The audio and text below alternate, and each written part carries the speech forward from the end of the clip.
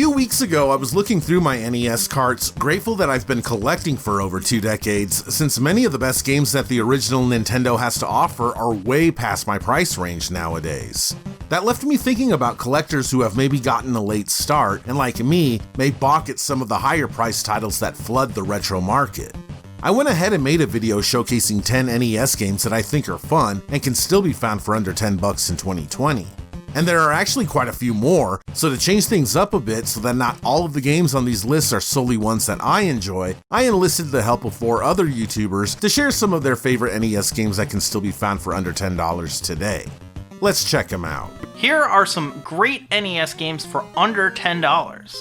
Casino Kid. Unlike most of the gambling games on the NES, this one has a story.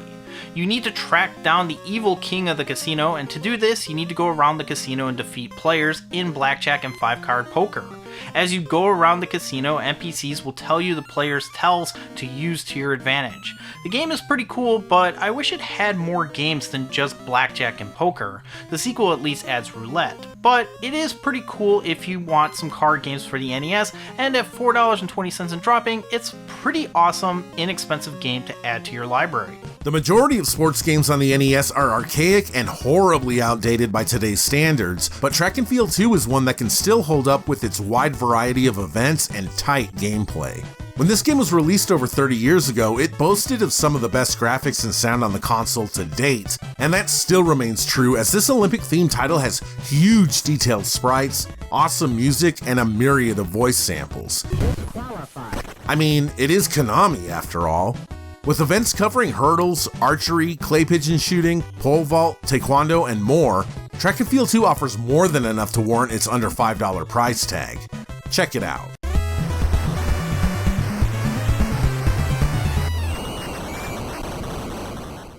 Cova Triangle is an isometric racing action game that puts you in control of a red speedboat and challenges you with overcoming 25 unique levels with branching pathways, harrowing challenges, and big-ass monsters. Your craft has an upgrade system. Upon procuring a pod, you will cycle through one of 5 upgrades to your craft. Enemy AI is interesting in that it will level up with you in speed as well as firepower. So there is actual strategy throughout the game as to when you use upgrades. Some levels are painful like the waterfall and just need to be learned, but others like the whirlpool or iceberg levels can be powered through with the force, and God forbid you choose the pathway that leads to the second iceberg level. Now the later race levels require you to have enough speed boost to clear long jumps, but get too much speed early and the speed levels are impossible to avoid walls, and the boats that take the bombs from you become impossible to avoid. Also, the waterfall level is much harder with speed boosts because obvious reasons. All in all, a solid under-the-radar game that some would argue is one of the greatest games of all time. Add in some masterful music from David Wise and you have a rip-roaring good time. All hail the Cobra. You're busted. Just say no to drugs, kids. This one would make Nancy Reagan moist. Narcos was first released in the anti-drug heyday of the late 80s as a bloody-as-hell arcade game before getting the kid-friendly treatment by Nintendo and undergoing a big old-fashioned big-end censorship scrubbing. Hell, they even changed the blood from the game's logo to yellow. Is that pee-pee? But other than that, this is a damn faithful arcade port, and I've always been impressed with how well done this game is. You play as either Max Force or Hitman, or even, both at the same time, to bust disheveled bums, hypodermic needle-tossing junkies, and even psycho clowns from the porno district. But if you can't arrest them, no problem. That's what machine guns and rocket launchers are for. To save your life from drugs, I'm gonna have to kill you. The arcade original had 4 action buttons, and these translate to an NES controller splendidly. Hold A to fire continuously, to fire rockets, hold B to crouch, and then give it a little to jump. It works great, and the conversion was done by Rare, which means we get Narc's soundtrack in 8-bit David Wise style. Sweet! This game can be a bit of a challenge at first, but with practice shouldn't give you too much trouble. It's also a quick one, so it shouldn't take all that long to master. Just say yes to Narc.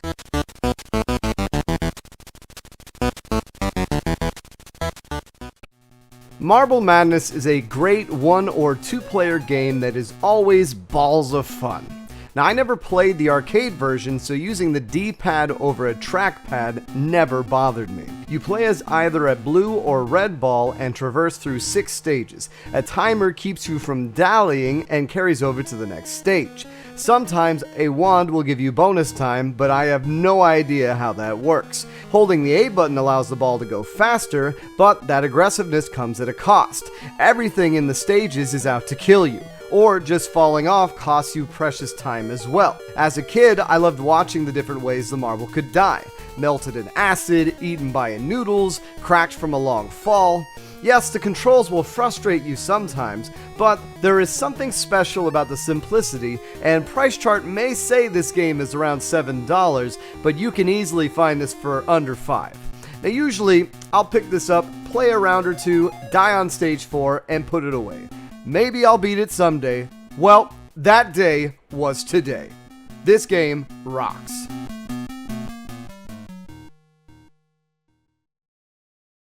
Legendary Wings is a shooter released in 1988 exclusively in North America and can usually be found for about $9. It is a port of the 1986 arcade game of the same name, but it does have some slight differences, mainly in how you upgrade your weapon. In Legendary Wings, you play as a man entrusted by Ares to protect mankind from extinction through 5 stages. Each stage consists of a vertical scrolling stage and a side scrolling stage. After the vertical scrolling section, you enter the palace and fight your way to the stage boss.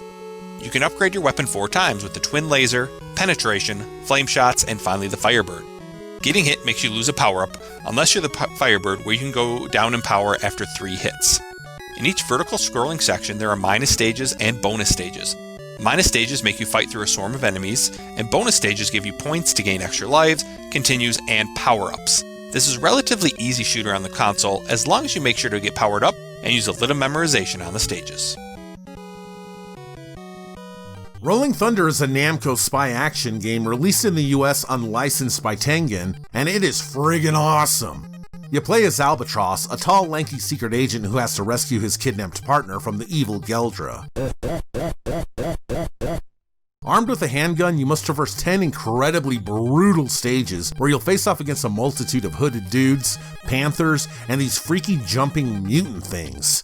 You can jump up and down from floor to floor, access doors for machine gun ammo, or simply for cover from enemy fire.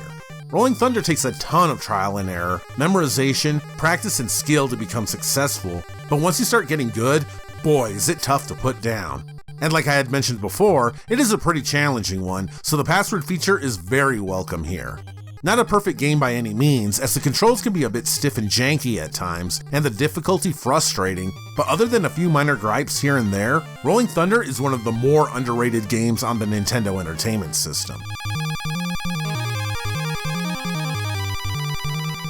Another Tengen classic whose cart can be found either licensed or unlicensed, Gauntlet is an old-school dungeon crawler where you can choose one of 4 characters to traverse a dungeon of 100 rooms, loaded with traps, treasure, and trouble.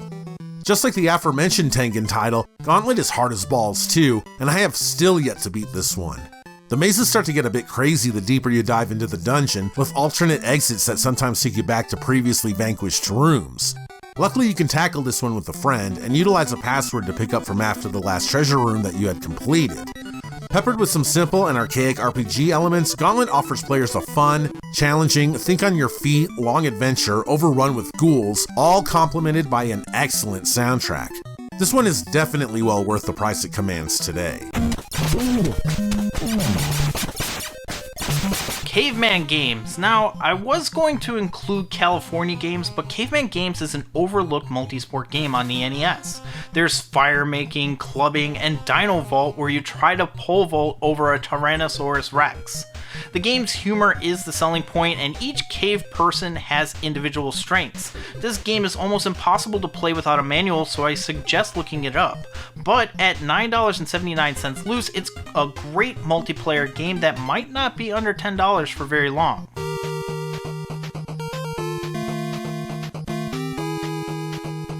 If somehow you don't have Little Nemo the Dream Master in your NES collection, then there's no better time than now to hunt down a copy.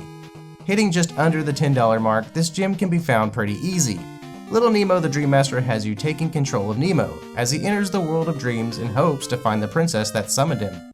Armed with nothing but candy, Nemo can befriend certain creatures of the land and use their various skills to find keys, secrets, and anything else he might need. Developed by Capcom, Little Nemo mixes in fun with a whole lot of challenge as you travel from level to level until you face the dreaded Nightmare King.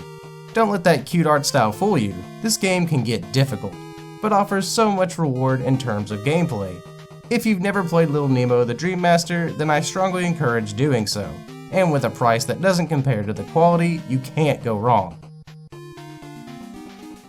There you go, 10 more fun NES games that can be found for under $10 in 2020. Thanks to LuciousT, Captain Algebra, Pragmatik, and Super Nicktendo for sharing some of their gems.